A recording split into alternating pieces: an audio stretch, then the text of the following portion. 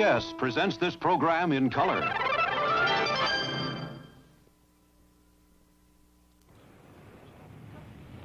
From Philharmonic Hall in Lincoln Center, home of the world's greatest musical events, another program of New York Philharmonic Young People's Concerts. Under the musical direction of Leonard Bernstein.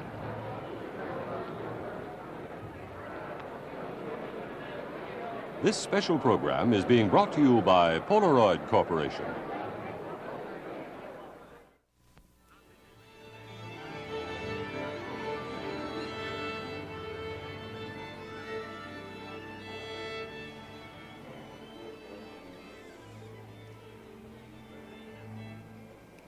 And here is Leonard Bernstein.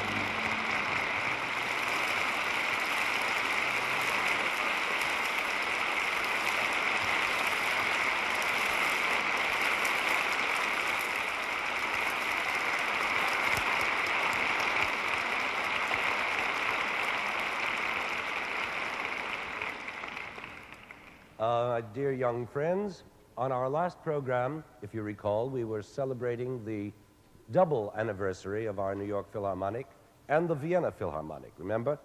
Both 125 years old. Well, we're still celebrating it, only this time in a very special way, by playing Beethoven. Now, what, you will ask, has Beethoven got to do with our anniversary? Well, I'll tell you. I've been looking at the two opening programs played by the two orchestras way back there in 1842, and I found one striking similarity between them.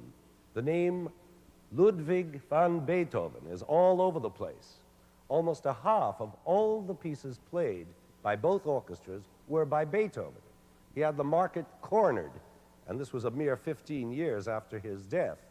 But what's even more remarkable is that today he is still by far the most often played symphonic composer that has ever lived. He still has the market cornered. An all Beethoven concert is an everyday occurrence, isn't it? And what's the main piece on every piano recital? A Beethoven sonata. And during the last World War, what was our musical symbol for victory? Pa pa pa pa, Morse code, V for victory, which is, as you know, Beethoven's Fifth. And when a great man dies, what do we play? The funeral march from Beethoven's Eroica. And on United Nations Day or Brotherhood Week or whatever it happens to be, what is the inevitable piece of music? Beethoven's Ninth. Or even the Beatles featured it in their film Help. And look at Schroeder in Peanuts. To him, Beethoven's birthday is more important than the 4th of July. It's Beethoven, Beethoven, forever Beethoven. It's a name that's almost become a synonym for music itself. And who was this giant with the magic name? Well, he was a short, stubby fellow, not Viennese at all, not even Austrian, but German, from the town of Bonn on the Rhine River, where he was born in 1770. And how did he get to Vienna? Well, at the age of 22, he was sent there by the local big shots of his hometown, since Vienna was the place for studying music and making a career in it. And so this little provincial chap with bad skin and a comedy accent from the Rhineland arrived in Vienna, knocked them all dead, and was taken up by the Viennese nobility and made a hero. Before long, he was dominating the musical scene, which he has continued to dominate ever since. The mighty, the colossal, the profound, the revolutionary, the mystic, romantic Beethoven. He was also, you should know, bad-tempered, stubborn, ill-mannered, messy, arrogant, moody, and miserly. But out of this homely human vessel, and a defective one at that, since he had grown deaf by the time he became 32 years old, but out of this human vessel spoke a voice that was more than human, a voice with the ring and the conviction of something eternal, something that still today makes us tingle with the sudden awareness that a divine spark exists in every one of us. Now, why should this be? I've been trying all my life to find out. The very first television program I ever did was about Beethoven, such an inquiry. And the very first chapter of my first book is called Why Beethoven? Well, I'm still asking that question, and I'll probably never find a total answer. Mighty, colossal, these words just don't explain anything, because the final answer is a mystery. The mystery of why this one particular grubby, shaggy-headed little man should have been chosen to wallop the galaxies with his music.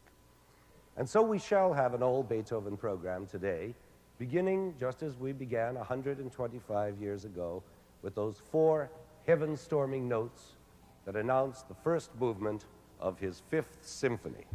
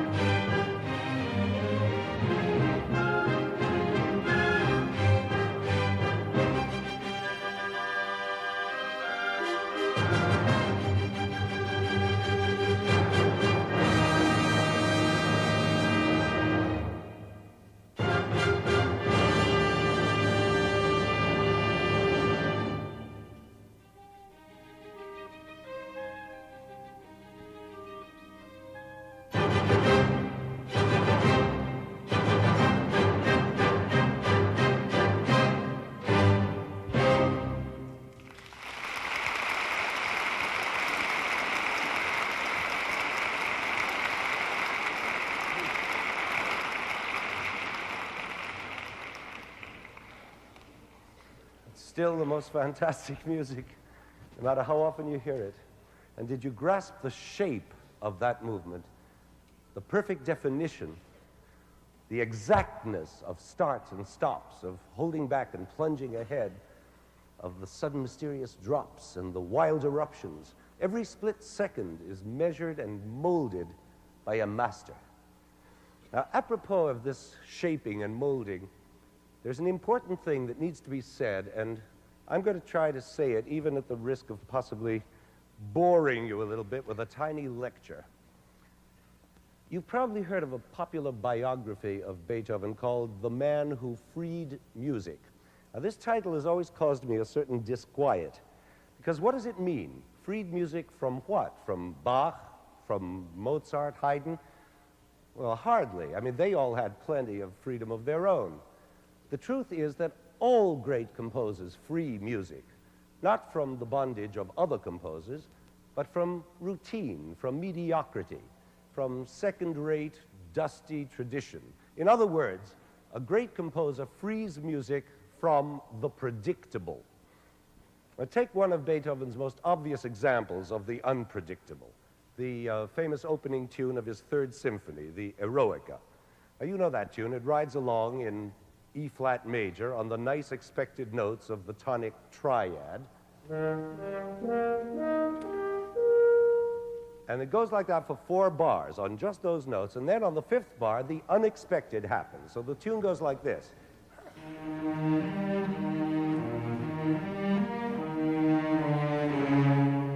Bang!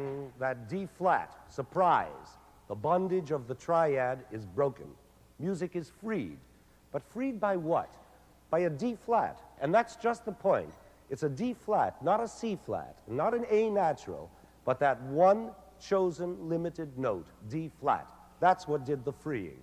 Now, doesn't this tell us something very important about the nature of freedom? Obviously, freedom must carry with it the meaning of freedom to limit oneself and one's material. Freedom is not infinite, not boundless liberty, as some hippies like to think. Do anything you want, any time, anywhere you want to. No, freedom isn't that.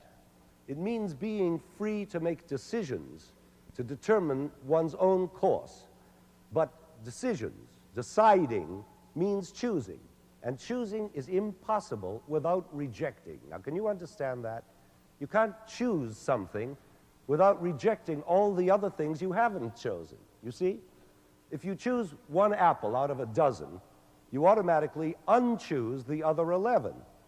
And if Beethoven chose that one D-flat, he automatically unchose all the other 11 notes. So you see, real freedom must contain within itself the freedom to unchoose as well as choose, to censor oneself, to limit oneself. And that is the whole meaning of democracy, the kind of freedom on which we base our hopes for a peaceful world, just as it is the meaning of freedom in great musical composition. In Beethoven, as in democracy, freedom is a discipline, combining the right to choose freely with the gift of choosing wisely. Now do you see what I meant by Beethoven's shaping of that movement? I hope so. End of lecture. Now we're going to hear more of that great free discipline in action. The last 2 movements of Beethoven's 4th Piano Concerto in G major. Now, the first of these is the brief but marvelous slow movement, which has often been compared to Orpheus taming the beasts with his legendary musical powers. The beast in this case is, of course, the orchestra, which is loud and angry and rough, and Orpheus is the solo piano, soft and tender. In this dialogue, as the movement progresses, the orchestra is gradually reduced to a domesticated whisper. And then everything ends in a happy final rondo. Our Orpheus today is a young artist who has the depth and power to match this music, a 21-year-old Israeli named Joseph Kalichstein. And he will be accompanied by one of our young assistant conductors, Paul Capolongo, a very gifted young Frenchman who was born and raised in, of all places, Algiers. how wonderful that Beethoven's music can bring together an Algerian and an Israeli. And here they are, Joseph Kallichstein and Paul Capolongo.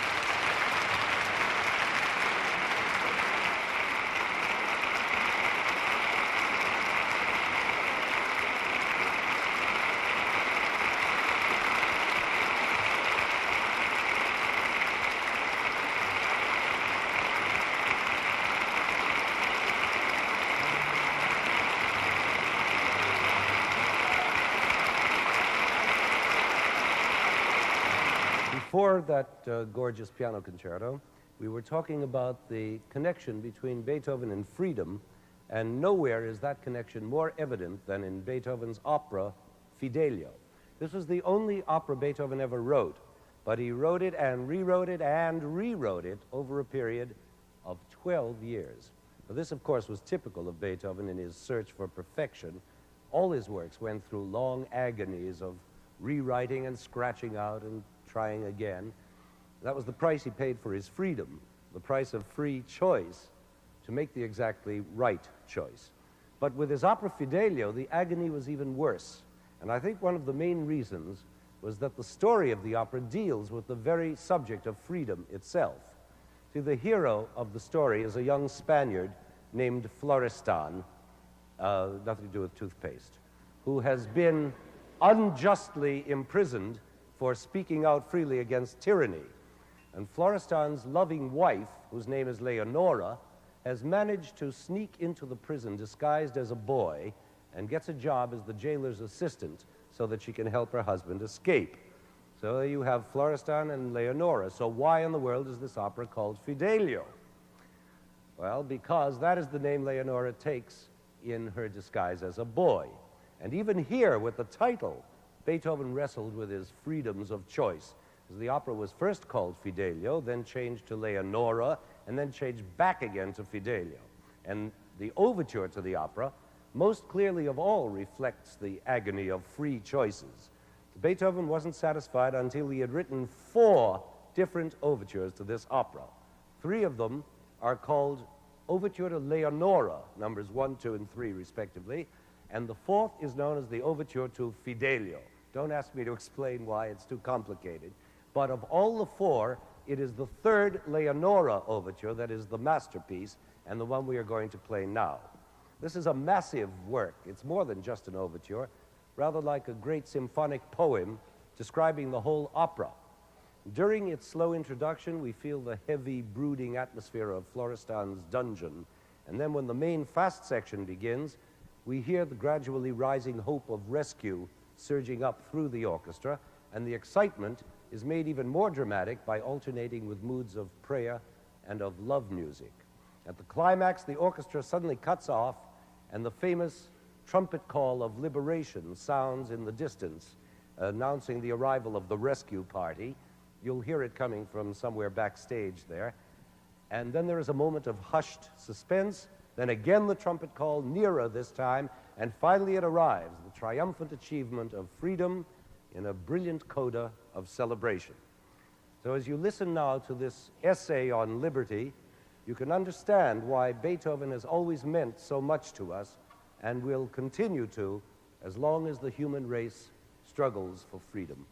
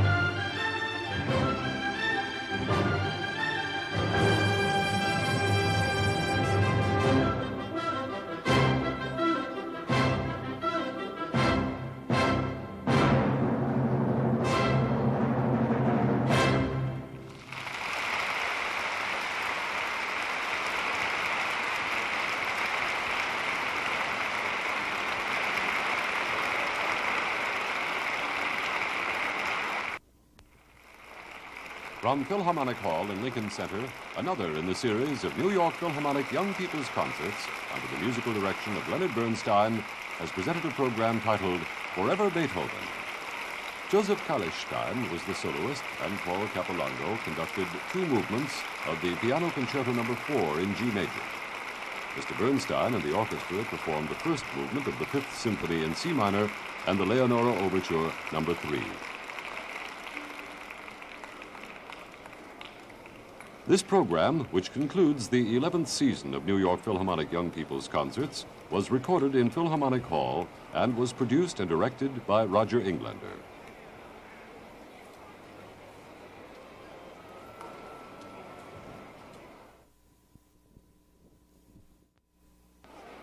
This special program has been brought to you by Polaroid Corporation.